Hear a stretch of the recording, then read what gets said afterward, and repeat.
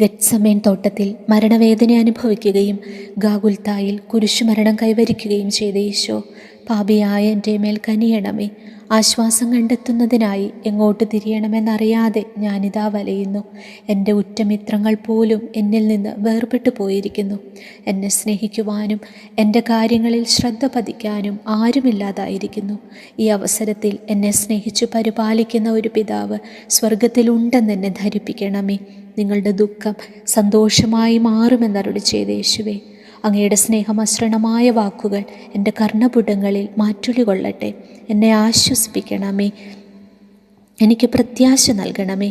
എൻ്റെ ആശകളും ആശങ്കകളും മറ്റാർക്കും വെളിപ്പെടുത്തുവാൻ നിർവാഹമില്ലാത്ത ഈ സാഹചര്യത്തിൽ എന്നെ ആശ്വസിപ്പിക്കുവാൻ എഴുന്നള്ളി വരണമേ. കുന്തത്താൽ കുത്തി തുറക്കപ്പെട്ട അങ്ങയുടെ തിരുഹൃദയത്തിൻ്റെ വരപ്രസാദവും ആശീർവാദവും എന്നും എന്നോട് കൂടെ ഉണ്ടായിരിക്കട്ടെ. ആമേൻ.